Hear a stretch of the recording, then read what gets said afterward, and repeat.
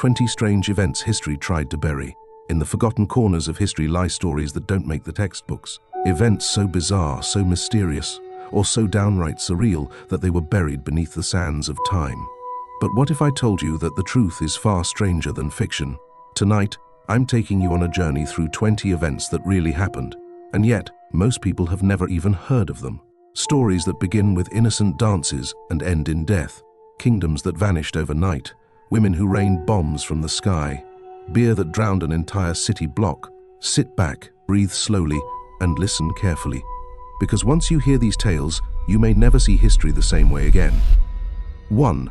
The dancing plague of 1518 expanded. It started with one woman, one lone figure, caught in the grip of something unseeable. Her body moved like a puppet cut loose from its strings, jerky, frantic, uncontrollable. She was barefoot in the cobbled streets of Strasbourg, France, her limbs flailing to no melody, her eyes wide with a vacant glaze.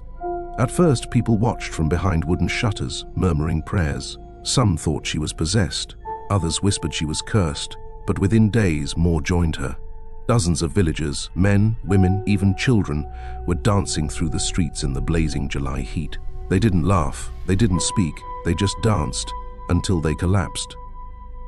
By the end of the month, nearly 400 were affected. Their feet bled, legs cracked beneath them, some foamed at the mouth. Others screamed for help while their limbs betrayed them, continuing their mindless jig. And when they died, from exhaustion, stroke, or heart failure, they died dancing. Authorities were baffled. Physicians blamed hot blood. The city responded in the worst way imaginable. They hired musicians. They built a stage, thinking music might harmonize the madness into calm. But the music fed it, the beat gave it rhythm, and the dance continued. Modern historians think it may have been a mass psychogenic illness, mass hysteria caused by stress, hunger, or plague trauma. Some suggest ergot poisoning, a fungus found on moldy rye that causes hallucinations similar to LSD. But that doesn't explain everything. Why did it happen in the middle of summer, when mold doesn't grow? Why were the victims drawn to the same movements, same cadence, same torment? We'll never know. And like a fever dream, the dancing eventually faded. As mysteriously as it began, yet for centuries after, when villagers walked those same cobblestones, some swore they could still hear the faint echo of footsteps and feel an irresistible twitch in their legs. 2. The Cadaver Synod, Rome, 897 AD, a courtroom built on decay. Picture this, a royal hall lit only by candlelight, the wax dripping slowly, puddling like melted bone. Cardinals sit on carved benches, tense. The air reeks, not of incense or myrrh, but of rot, and at the center of it all sits a corpse. Pope Formosus had been dead for 9 months. His body, bloated and blackened, was disinterred from its tomb and dressed once more in papal robes. He was placed on a throne and propped up like a grotesque marionette. The living Pope, Stephen VI, stood at the pulpit, his face twisted with fury. This wasn't a funeral, it was a trial. Stephen hated Formosus, hated him with a fervor that went beyond politics. It was madness. He screamed accusations, perjury, illegal papal ascension, desecration of church rules. Each charge was directed at a corpse that slouched, lifeless, silent. A deacon was assigned to speak for him, moving the corpse's head and pretending to answer. Formosus was, unsurprisingly, found guilty. His papal vestments were torn off. 3 fingers on his right hand, the ones he used to bless, were severed and thrown into the crowd. His decaying body was dragged through the streets, mocked and tossed into the Tiber River like common garbage. The people were horrified, not just at the desecration, but at what it revealed, how far men would go to unwrite history. Weeks later, the river spat Formosus back out. Fishermen found his swollen form tangled in reeds. Some say miracles followed. Others said the city was cursed. Pope Stephen, he was arrested, strangled in his cell, and the Cadaver Synod was buried deep in church archives. Some say the Vatican still keeps Formosus's robes, stained with time and rot, locked away in a secret reliquary. A silent reminder that in Rome, not even death absolves you of politics. 3. Operation Paul Bunyan, 1976, the DMZ between North and South Korea. The tension was real. The war, almost. It was just a tree, an old poplar, branches thick and unruly, standing near a vital checkpoint in the demilitarized zone between North and South Korea. But its leaves blocked visibility. a dangerous blind spot in one of the most volatile borders in the world. On August 18th, a group of American and South Korean soldiers went to trim it. They never returned. North Korean troops ambushed them, and 2 US officers were hacked to death with axes. The world held its breath. Would America retaliate? Would nukes fly? Instead, the US launched something else. Not a war, a message. Operation Paul Bunyan was the most overkill landscaping project in history. 2 days later, a convoy of 23 vehicles rolled into the DMZ. They were flanked by heavily armed infantry, artillery, helicopters, B-52 bombers in the sky, F-4 Phantoms circling overhead, and fighter jets on standby. All for one purpose: to cut down a single tree. 16 elite engineers stepped forward with chainsaws. The blades roared to life. North Korean soldiers watched in stunned silence. The Americans didn't speak. They didn't shoot. They cut. In 42 minutes, the tree fell. No bullets were fired. But the message was clear: we won't start the war, but we'll finish it. To this day, the stump remains at the site, preserved in concrete like a fossil of tension, a grave marker for the tree that nearly started World War III. 4. Tulip Mania. Holland, 1637.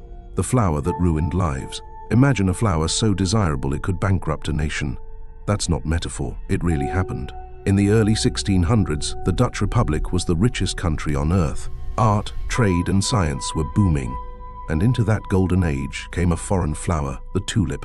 Imported from the Ottoman Empire, its petals displayed deep purples, fire-kissed reds, and variegated stripes like veins. Botanists didn't understand it then, but those stripes were caused by a virus, tulip breaking, which made the flowers look like rare painted flames. And the people? They went mad for it. Tulips became the ultimate status symbol. Nobles, merchants, even bakers mortgaged homes and businesses for a single bulb. Trades were made for livestock, land, even ships. At its peak, one variety, the Semper Augustus, was worth 10 times a skilled craftsman's annual salary. In February 1637, a single auction flipped the country on its head. No one showed up. Prices plummeted. Buyers vanished. People who'd sold everything for a tulip were left destitute. Why did it collapse? Speculation, greed, fear. The classic trio. Farmers stood weeping in frozen fields, staring at bulbs they could no longer sell. Some buried them. Others burned them. A few ate them. Tulip mania was the first recorded economic bubble. And the petals? They fell silently, taking fortunes with them. But the strangest part? Many today believe the stories were exaggerated, a parable twisted over time. So maybe tulip mania isn't just a warning about greed. Maybe it's about how history itself blooms with distortion. 5. The Great Emu War. Western Australia, 1932, when soldiers fought birds and lost. It sounds like satire, like something scribbled in the margins of a Monty Python script. But make no mistake, this happened. The year was 1932. Australia was reeling from the Great Depression. Out west, farmers struggled to grow wheat. And then, from the scrublands, they came emus, tall, flightless birds with dagger-like claws and twitchy eyes. Nearly 20,000 of them. They descended on farmlands like a biblical plague.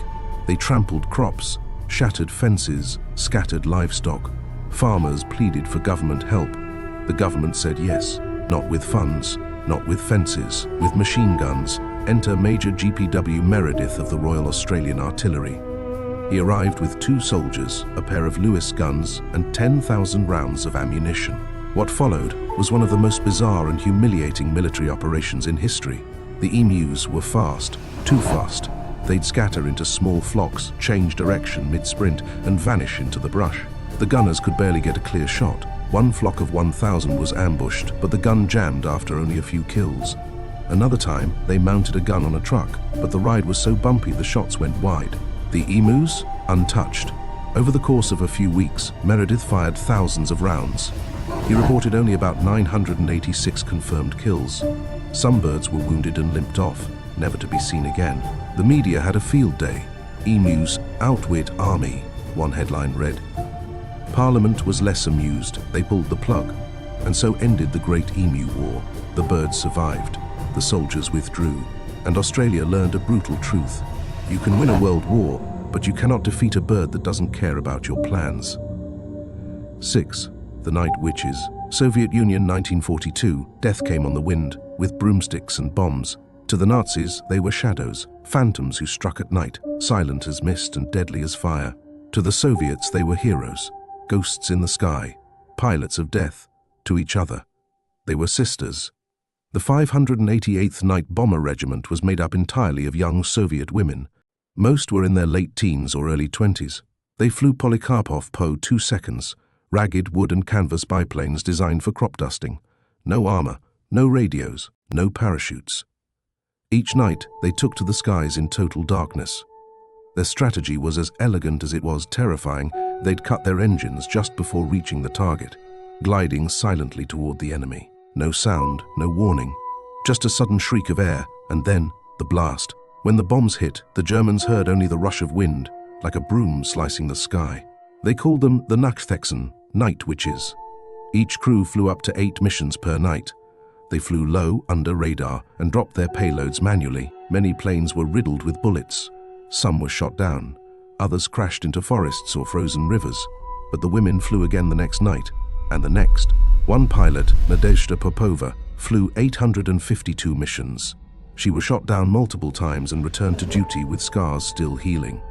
Marina Raskova, the squadron's founder, died on a mission. They buried her with full military honors, Soviet legend, wrapped in cloth and memory. Why were they forgotten? Because history forgets what it finds inconvenient. After the war, their heroism was downplayed. The Soviet military didn't want the world to remember it was women who delivered so many of their bombs. But the night witches flew anyway, through flame, through cold, through history, leaving only the whisper of wings behind. 7. The Bat Bombs. New Mexico, 1942, when America tried to weaponize nightmares. It sounds like the pitch for a horror movie. But this was a real US military project. Its goal? Turn nature into a weapon, specifically bats carrying firebombs. It was called Project X-Ray, and it had a twisted elegance to it. The plan, devised by a Pennsylvania dentist named Lytle S. Adams, was simple: strap tiny timed incendiary bombs to bats and release them over Japanese cities. The bats, hundreds of thousands of them, would roost in wooden buildings, attics, eaves. Then, the bombs would ignite. The resulting fires would be too many to fight at once. The military was intrigued. Testing began at Carlsbad Army Airfield and then at Muroc Dry Lake, now known as Edwards Air Force Base. They captured Mexican free-tailed bats, developed miniature napalm charges that wouldn't harm the bats mid-flight, and fitted them with surgical precision. But bats, it turns out, don't follow orders. During one test, a group of bats was accidentally released. They flew into the base's own hangars and barracks, tucked themselves into crevices, and the napalm ignited. The result? Flaming chaos. The base nearly burned down. Project X-Ray was quietly shut down. The US turned its attention to the Manhattan Project instead. But for a brief, terrifying moment, war planners seriously considered launching a cloud of flaming mammals across the Pacific. What's forgotten is that it almost worked. Scientists concluded it could have caused more widespread destruction than the atomic bomb under the right conditions.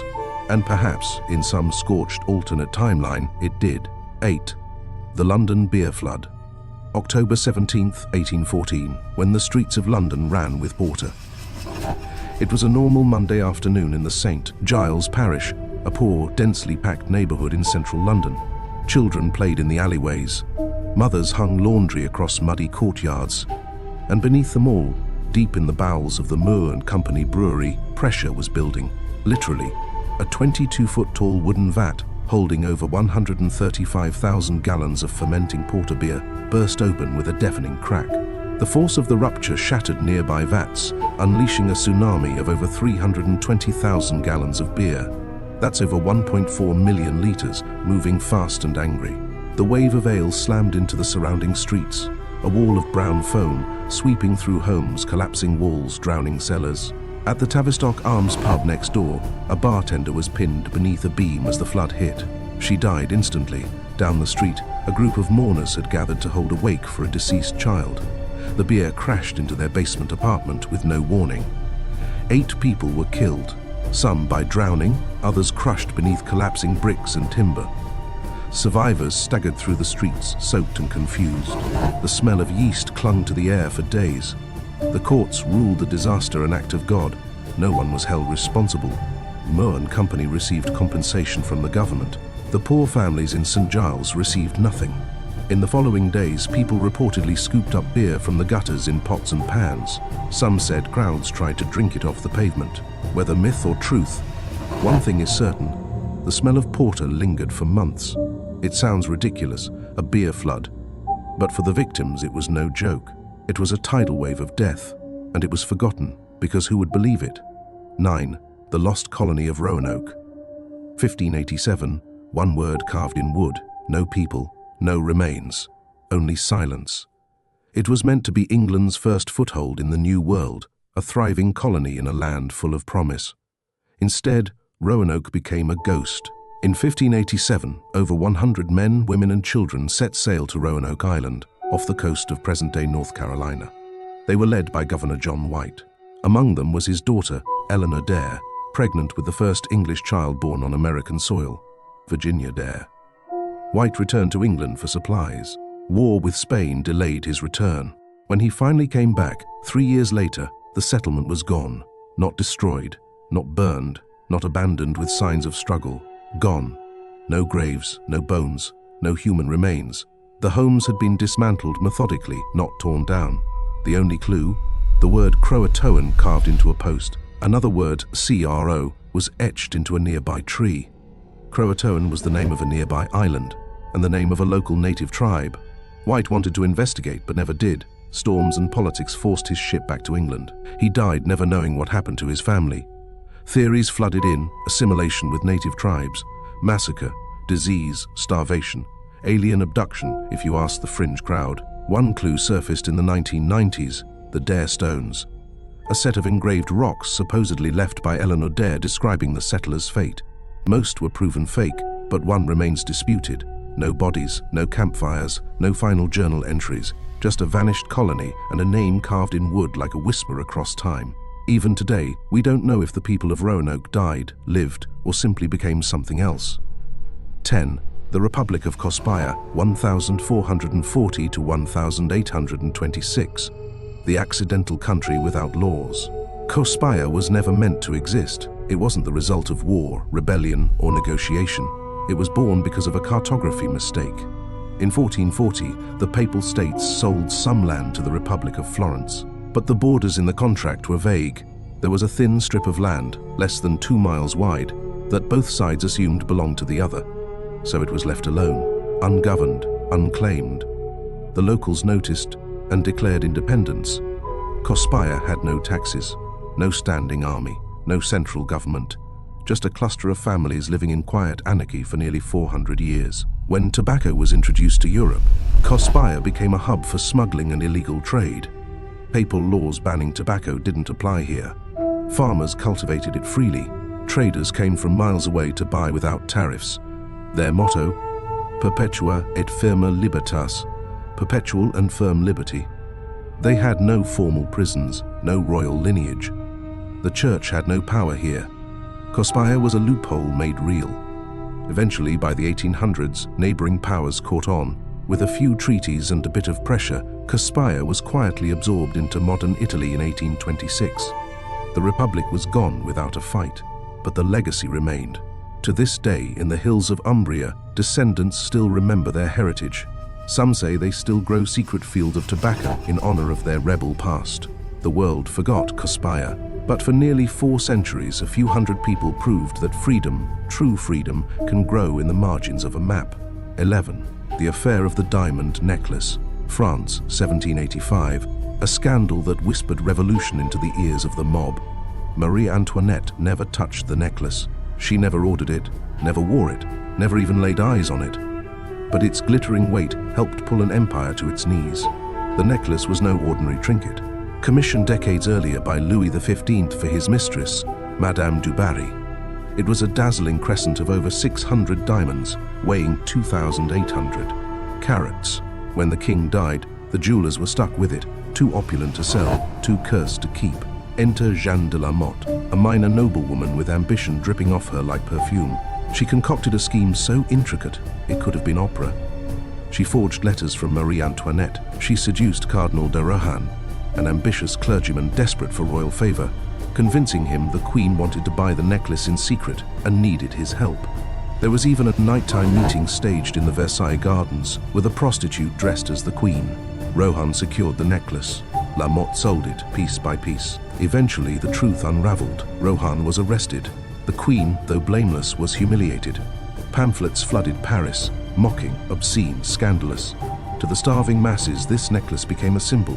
Let them eat gems. The trial ended with La Motte escaping prison and the cardinal acquitted, but the damage was done. The myth of the frivolous, out-of-touch Queen hardened into legend. 3 years later, the Bastille fell, and the diamonds?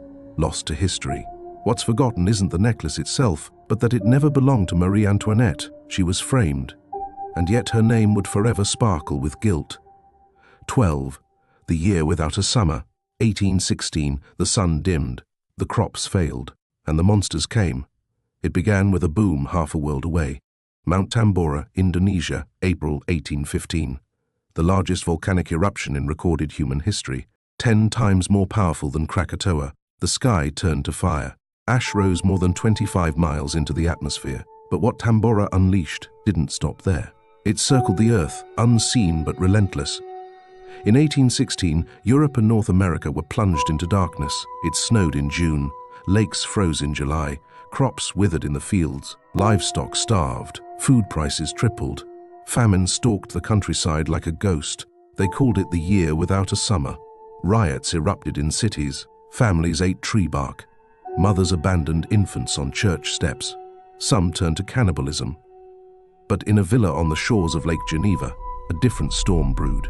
Mary Shelley, trapped indoors by the endless grey sky, accepted a challenge: write something truly terrifying.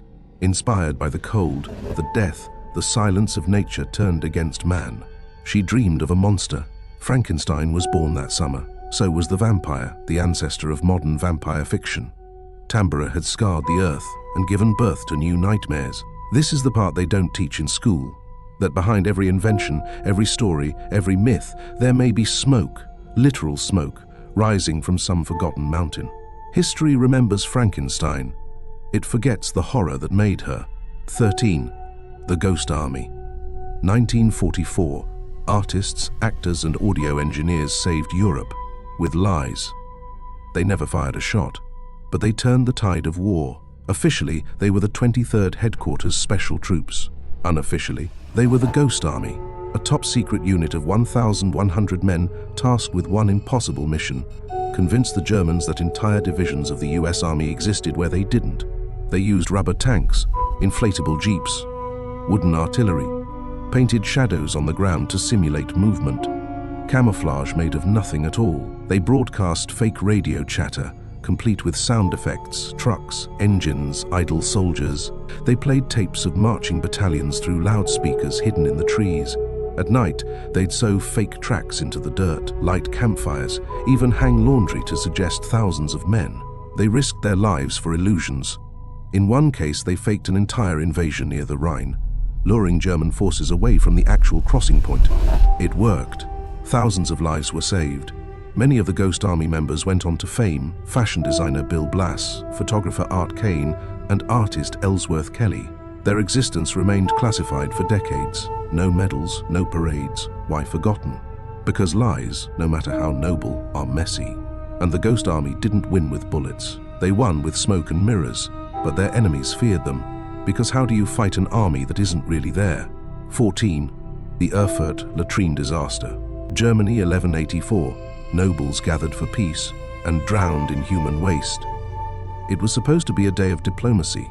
Landgraves, knights, and barons, over 100 of them, gathered in the Petersburg citadel in Erfurt. They met in an upper chamber suspended over the cathedral's old stone latrine pit. As the meeting began, the floor groaned. Some joked about the age of the wood. Others laughed, wine in hand. Then the planks snapped. In a splintering roar, dozens of nobles plunged through the floor, falling 30 feet into a medieval cesspit. The weight of armor dragged many under immediately. Others drowned in a sea of excrement. Some suffocated from the stench. The survivors scrambled to escape the pit. Guards and servants rushed to pull them out, slipping in the muck, screaming. Among the dead were counts and dukes, men with bloodlines traced to Charlemagne. It was one of the most humiliating disasters in medieval history, and because it stank of embarrassment, chroniclers buried it. Even today, Erfurt locals whisper about it, of ghosts moaning beneath the cathedral, not for justice, but for dignity. 15. Project Starfish Prime, 1962. A hydrogen bomb detonated in space and the sky bled neon. The Cold War was hot with paranoia. The US wanted to know what would happen if we nuked the upper atmosphere. So on July 9, 1962, they launched a 1.4 megaton bomb into low Earth orbit and blew it up, 250 miles above the Pacific Ocean. The result? An explosion that turned night into day across Hawaii. Auroras danced in unnatural blues and greens. Streetlights failed. Car alarms shrieked. It created an artificial radiation belt that knocked out 6 satellites, including Telstar, the one transmitting the first transatlantic TV signals. Geiger counters ticked for days. Fish floated to the surface near island shores. For a moment, humanity touched the stars and scorched them. Project Starfish Prime was quickly classified because it wasn't just dangerous, it was proof we could scar the sky. We talk about Hiroshima, about Nagasaki, but not about this.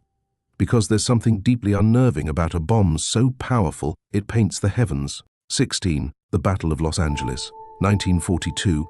LA lit up the night sky, firing at nothing.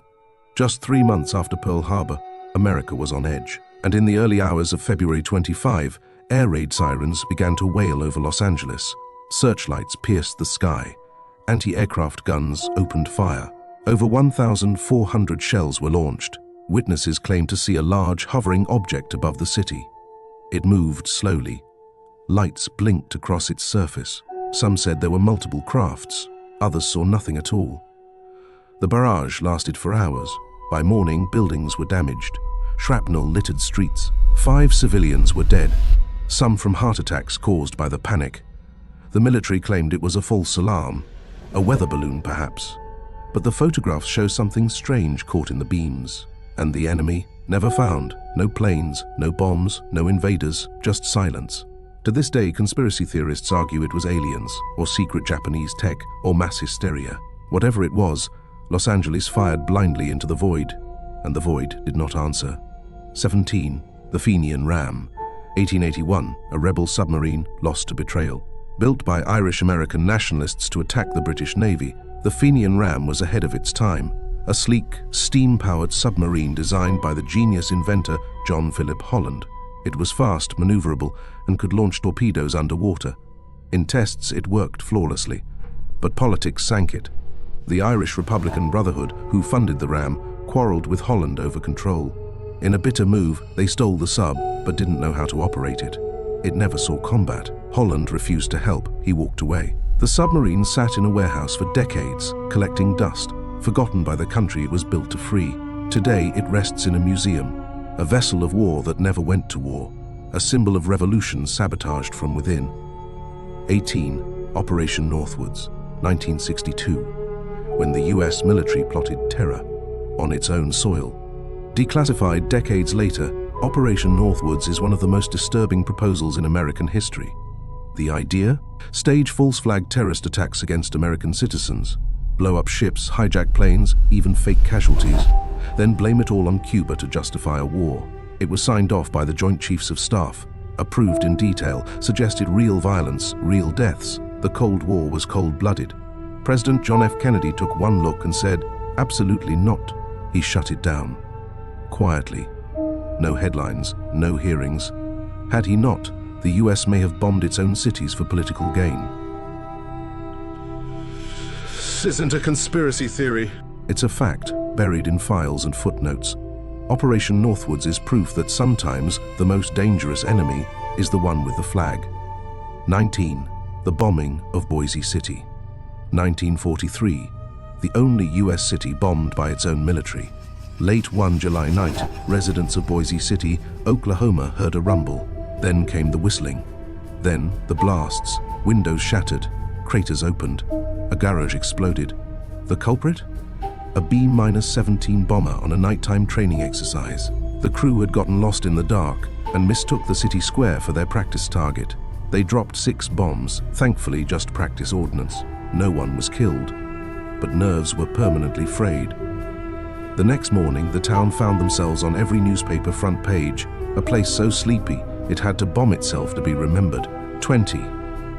The Molasses Flood, 1919, Boston drowned in sugar and screams. On a cold January afternoon, a massive storage tank near Boston's North End burst. It was filled with 2.3 million gallons of molasses, a dark, sticky substance used for rum and industrial alcohol. The flood began with a low rumble, then a roar. A wall of molasses 25 feet high surged through the streets at 35 miles per hour. It shattered buildings, tossed train cars like toys. Horses were caught and suffocated. People were thrown through walls. Some were sucked into the syrup and never found. 21 people died. Over 100 were injured. The cleanup took months. The lawsuits lasted years. On hot summer days, residents swore they could still smell it. Molasses, something sweet, harmless, became a slow-moving executioner. History buried it beneath Boston's more noble chapters. But in the cobblestones, in the bloodlines of families who lost fathers, daughters, wives, the molasses never dried. We remember what flatters us. We forget what frightens us. But the truth, the real truth, lives in the places we dare not look. In these forgotten events, we see our own madness reflected back. The mistakes, the arrogance, the wonder. A dancing plague that took lives to rhythm. A trial held against a corpse. A bomb that painted the sky. A city drowned in molasses. They happened. They matter. And now, you remember them.